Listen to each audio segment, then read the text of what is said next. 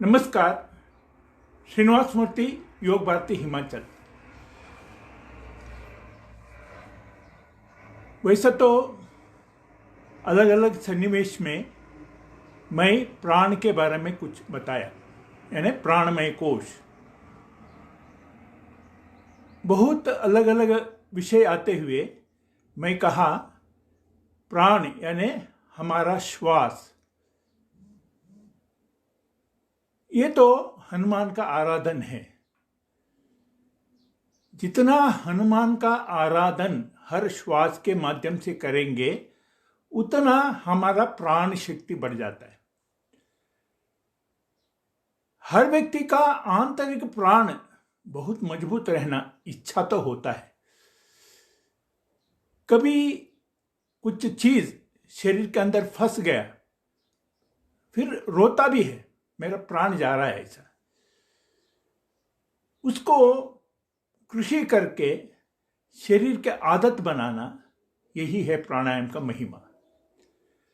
शरीर में 500 से अधिक करोड़ 500 करोड़ सेल्स है।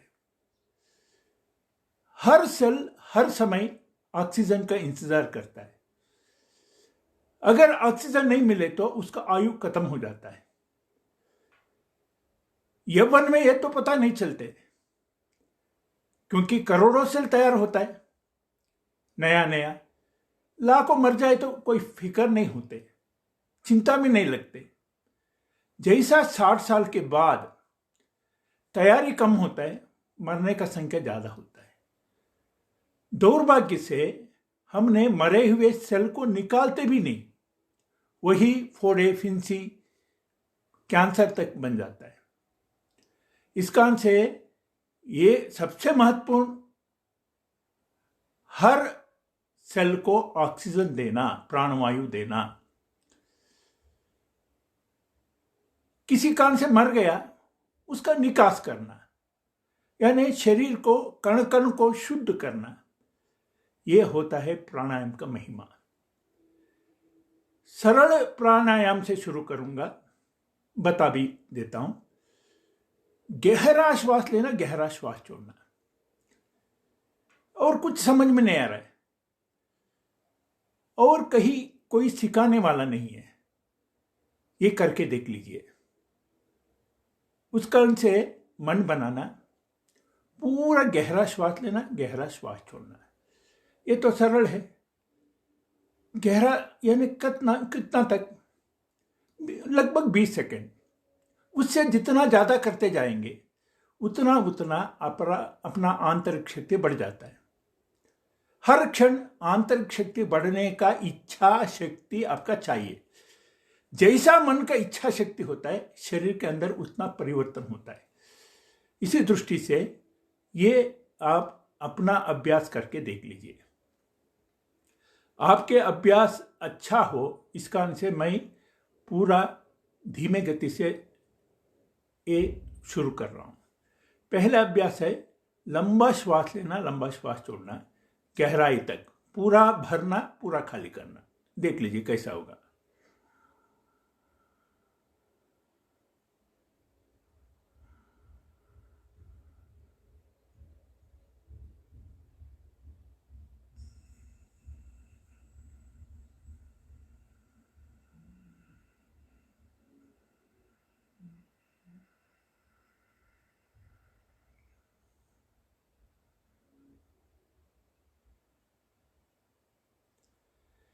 एक बार श्वास लिया, एक बार श्वास छोड़ा। ये कितना धीमे करेंगे उतना उतना आपका आंतरिक शक्ति सुव्यवस्थित हो जाएगा। जिनके श्वास गति तीव्र है उनका बुद्धि भी विपरीत दिशा में, उनका मन भी चंचल रहेगा, बुद्धि भी नीचे गति में गिर जाएगा। इस कारण से श्वास गति धीमे जितना करेंगे उतना अपना आंतरिक शक्ति बढ़ जाता है। इसी को कहा है अलग अलग आयाम। सबसे पहले भस्त्रिका। भस्त्रिका का उद्देश्य क्या है? हमारा शरीर में रक्त संचार तेज गति से जाना, नस नाड़ियों में जो रुकावटें है निवारण करना, रक्त संचार में रुकावट को निवारण करना। इसके लिए प्राण शक्ति का पूरा उपयोग लेना। इस कारण से इसको कहा गया है। जो भस्त्रिका करता है उनके शरीर के अंदर कोई रुकावट नहीं रहते। वास्तविक रूप में रुकावट को ही बीमारी कहा गया है। इस कारण से ये देख लीजिए कैसा होता है। यहां से दोनों हाथ ऊपर करना, नीचे श्वास लेते ऊपर नीचे, ऊपर नीचे, ऊपर नीचे, ऊपर नीचे। श्वास लेना छोड़, लेना छोड़, लेना छोड़, लेना छोड़ना।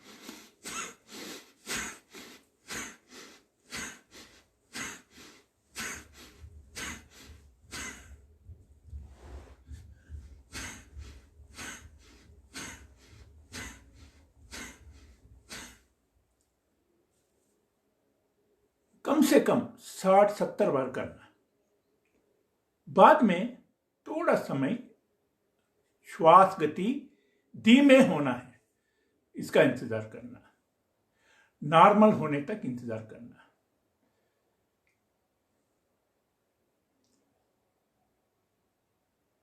फिर करना कपालभाति। कपालभाति का उद्देश्य है हमारा फेफड़ा पूरा चालू नहीं है। 1/3 फेफड़ा चालू है, 2/3 चालू नहीं है। उसको पूरा उपयोग नहीं करे बगैर श्वास आयु के आखिरी क्षण का आनंद नहीं ले सकते। इस कारण से उसका ध्यान रख के करिए। हाथ ज्ञान मुद्रा जंघ के ऊपर रखना। कपालभाति करने का समय केवल नाभि के प्रदेश हिलना, श्वास को बाहर फेंकना, शक्ल में रौनक रखना।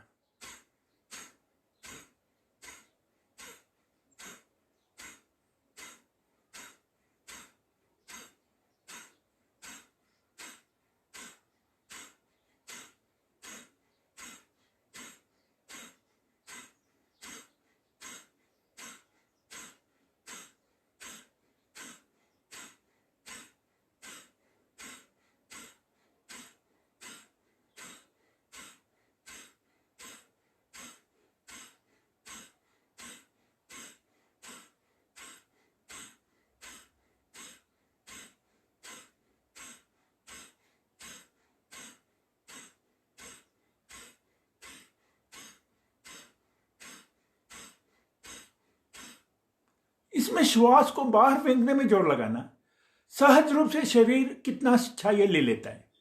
उसका परिणाम क्या होता है? शरीर में जितना कार्बन डाइऑक्साइड इकट्ठा हुआ है, क्योंकि श्वास हमने शुद्ध तरीका से नहीं ले रहा है, पूरा लेना, पूरा खाली करना। खाली करने में रह जाए तो कार्बन डाइऑक्साइड इकट्ठा होता है, थकावट, बेचैनी का कारण बनता है। और फेफड़ा पूरा नहीं खुले तो उसका परिणाम भी उतना अच्छा नहीं होते। इस दृष्टि से ये बहुत महत्वपूर्ण है कपालभाति करना, बैठ के ही करना। कहीं कहीं ऐसा प्रचार है घूम घाम के भी कर सकता है, और कुछ लोग शक्ल बिगाड़ के भी करता है। ये नहीं करना चाहिए। उससे बेमतलब शक्ल के मांसपेशियों को जोर लगता है। ये केवल फेफड़ा के बिना कुछ कोशिकाएं खुला नहीं है, गुब्बारा जैसा होता है, वो खोलने के लिए तरीका है। इस कारण से ज्यादा फेफड़ा खुल गया उतना हम दमदार बनेंगे। इस कारण से ये देख लीजिए कैसा।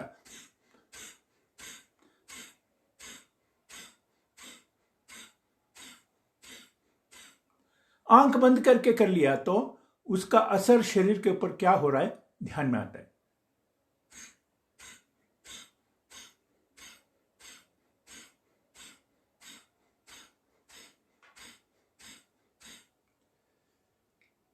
थोड़ा समय रुक देना।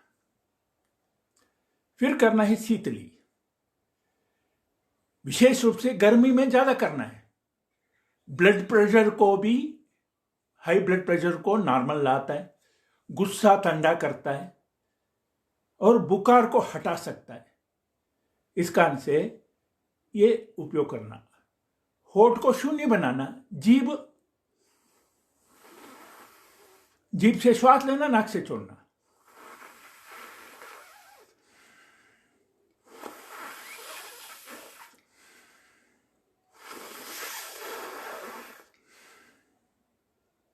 ये ठंड में 2-3 बार कर लिया तो काफी है, नहीं तो कुल्फी जम जाएगा। गर्मी में जितना करेंगे उतना शरीर के गर्माहट हट जाता है, नहीं तो गर्मी के कारण से कुछ अंग ठीक काम नहीं कर सकते। इस कारण से ये महत्वपूर्ण है। इसी कारण से शरीर का टेम्परेचर 98.4 रहे तो हर अंग काम कर सकता है। टेम्परेचर कम हुआ तो कुछ काम नहीं करते, टेम्परेचर बढ़े तो कुछ काम नहीं कर सकते। इस कारण से 98.4 टेम्परेचर रखना बहुत जरूरी है, ये ध्यान में रहना। इसी कारण से ये प्रक्रिया है। आप भी करके देख लिए, अनुभूति करिए। आपके अनुभूति करके मुझे जो बताता है, मुझे और प्रोत्साहन करके और भी वीडियो डालने के लिए मन बनता है। क्योंकि मेरा एक मित्र नीरज जी गर्दी वाला, उन्होंने ये कहा, आप तो भाषण ज़्यादा देता है, कुछ प्रैक्टिकल भी हमको सिखाओ। फिर मुझे लगा आज करना चाहिए, क्योंकि इससे पहले भी प्राणायाम के बारे में बताया था। उस समय अलग अलग योग के साथ कुछ बता चुका था। अब लगा नहीं, केवल प्राणायाम का दृष्टि से ही एक वीडियो करना है। इसी दृष्टि से मैं बैठा। कुदरती ऐसा हुआ, मेरा संकल्प है 8 बजे लाइव में आना। इस कारण से कोई इंतजार करने वाला भी जुड़ जाए। गत 20-25 दिन से प्रवास में रहा, वो कर नहीं पाया। इस कारण से कम सप्ताह में 4-5 वीडियो तो डालता रहूं, ऐसा इच्छा है। आप भी देख के अपना मत व्यक्त किया तो मुझे और प्रोत्साहन मिलता है और मैं करता रहूं। अब करना है सदंती। हमारा दांत कितना मजबूत होता है, आखिरी दांत तक आयु बढ़ते जाता है। जितना जितना दांत खत्म होता है उतना आयु छोटा हो जाता है। इसी कारण से दांत को बचाना बहुत जरूरी है। उसके लिए सदंती है। उससे पहले कुछ बात दांत के बारे में बताना चाहता हूं। वैसा तो हर दांत के साथ 2 नस जुड़ा रहता है।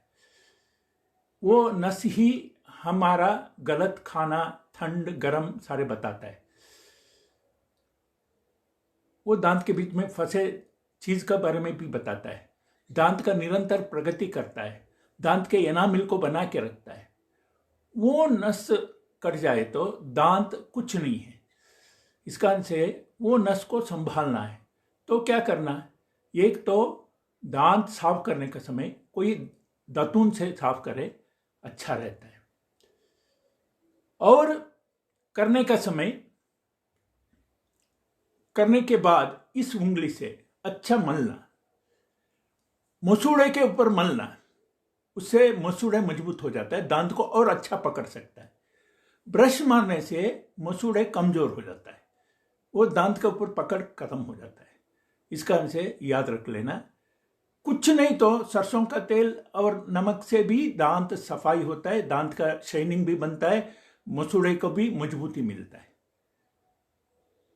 और जो भी दातून मिलता है, हर दातून हमारा दांत के बीच में बैक्टीरिया को मारता है और दांत का शाइनिंग बढ़ाता है। इस कारण से सोचना है। अब सदंती में क्या होता है? दांत से श्वास लेना, नाक से छोड़ना, दांत को जोड़ना, दांत के बीच में से श्वास लेना, नाक से छोड़ना।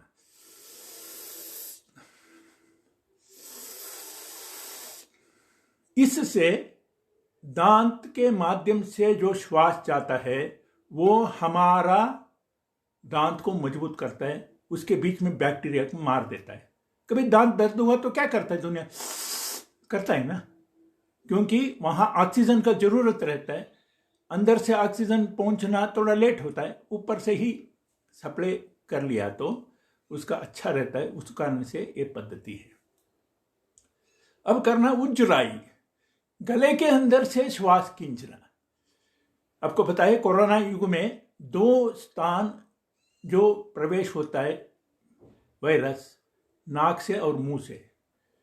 प्रवेश होके पेट में चले जाए उतना खतरा नहीं है। अगर श्वास नाल में फंसे रहे, श्वास के साथ फेफड़ा में चले जाए तो तुरंत ऑक्सीजन लेवल कम हो जाता है, शरीर तुरंत कोलैप्स हो जाता है। इसी दृष्टि से ये गला को अच्छा रखना जरूरी है। हम तो गंद नाले बना के रखा है, कभी गर्मी पता नहीं, सर्दी पता नहीं, खाते रहना, मसाला चीज़ खाना, बाजार का चीज़ खाना। बाजार में गोलगप्पा करने का समय इमली नहीं मिलते, वो एसिड डाल देता है, वो छाट छाट के खा लेता है, गला के अंदर वो बैठे बैठे खराब करता है। इसका से गला को रोज सफाई करना चाहिए। चलो कुछ नहीं किया तो थोड़ा दोनों उंगली गला तक लेके जाए तो दाने दाने जैसा गला में रहता है। ये सफाई चाहिए। ये फिटकरी पानी में डाल के सफाई भी हो सकता है, नहीं तो उजराई करना जरूरी है। गला से श्वास को खींचना, फेफड़ा में भरना।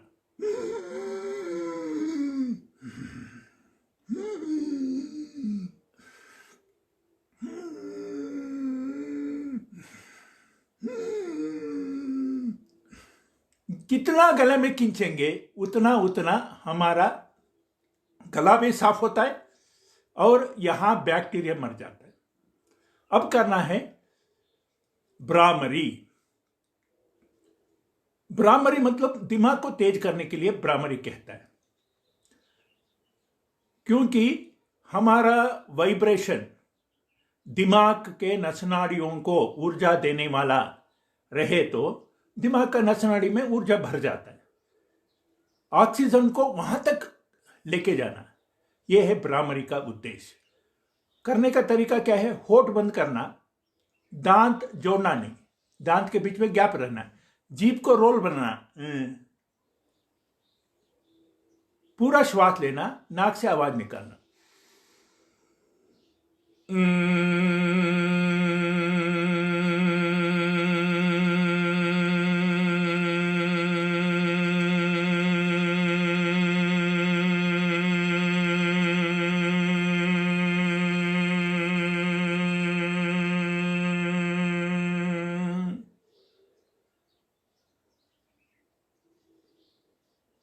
एक के साथ दूसरा गैप छोड़ना, क्योंकि हर बार नॉर्मल आना, फिर ऊंचा स्थिति लेके जाना, फिर नॉर्मल आना, इसको कहते हैं लेयर्स, समुद्र के लहरें।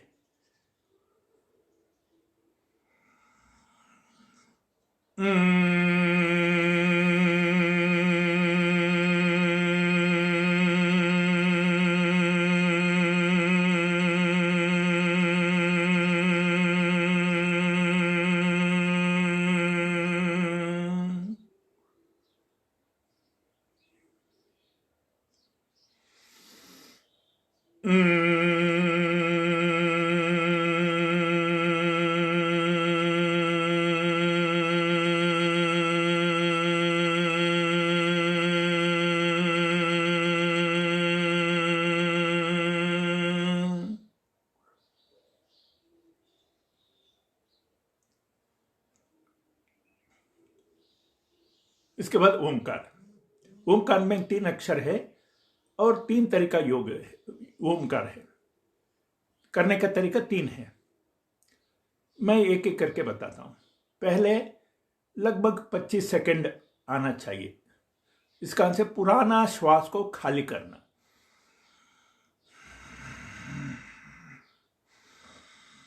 पूरा श्वास भरना।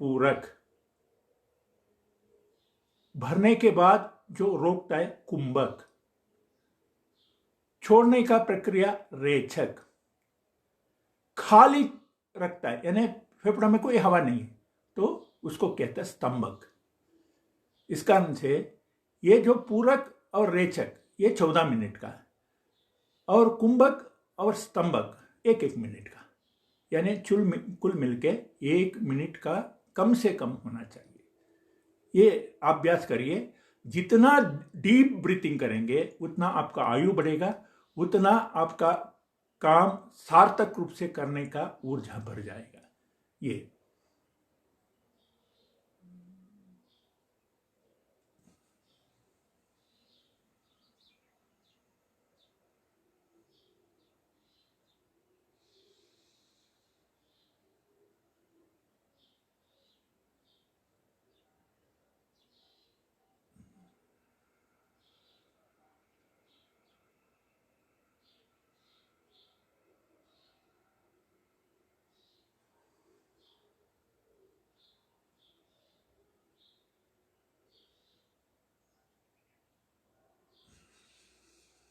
इसको आंख बंद के करना और श्वास का हर श्वास को अंदर प्रवेश बाहर प्रवेश ये ध्यान रखना। आखिरी है मेडिटेशन। ये करने के बाद ही ध्यान की स्थिति में आप आ जाएंगे, यानी श्वास के ऊपर नियंत्रण आने के बाद उसके सात्विक शक्ति बढ़ाने के लिए उपयोग करना। पहले स्टेज में क्या करना, श्वास के ऊपर ध्यान रखना, ठंडी हवा अंदर भर रहा है, जब श्वास जाता है ठंडी हवा ही जाता है, गर्म हवा शरीर से बाहर निकल रहा है, पूरा भरना पूरा खाली करना। फिर धीरे धीरे से हर श्वास के साथ भगवान का ऊर्जा भर रहा हूं, धैर्य, साहस, बुद्धिशक्ति, पराक्रम, ज्ञान, शील। श्वास छोड़ने का समय दुख, दौर्बल्य, आक्रोश, आवेश, उद्वेग, रोग, नेगेटिव छोड़ देना, पॉजिटिव भरना, दैवी शक्ति छोड़ देना, कमियां, दैवी शक्ति भरना, कमियां छोड़ देना। ये करते जाइए, आपको अंदर हर कण को ऊर्जा भरते हुए इतना आत्मविश्वास बन जाता है, आपको जिंदगी में बाकी सारे नश्वर लगता है, लड्डू भी नश्वर लगता है, नश्वर तो है फिर भी हम उसको बहुत अमूल्य समझ के हमारा शक्ति ऊर्जा उसको हजम करने में लगाता है। रोज प्राणायाम करें और अंदर से बिल्कुल फिट रहे और जीवन के एक एक क्षण को भी सार्थक बनाए। यही इस समय मैं आपके समूह में रखना ऐसा सोच के रखा हूँ। भारत माता की जय, वंदे मातरम। मिलते रहेंगे। कमेंट बॉक्स में मेरा ईमेल, फ़ोन नंबर सारे रहेगा। आप कुछ कमेंट भी कर सकता है और मुझे सुधारने के लिए और भी कुछ बात कर सकता है। आपको कैसा लगा, ऐसा कम से कम कमेंट बॉक्स में भी डाल दिया तो मुझे श्वास सुधार करने का महायज्ञ में एक प्रेरणा मिलता है, शक्ति मिलता है। मैं आखिरी श्वास तक यही करता रहूं। आप सारे के मत से ही मेरा ऊर्जा भर जाता है, यही विश्वास है। नमस्कार, जय श्री राम, वंदे मातरम। मिलते रहेंगे।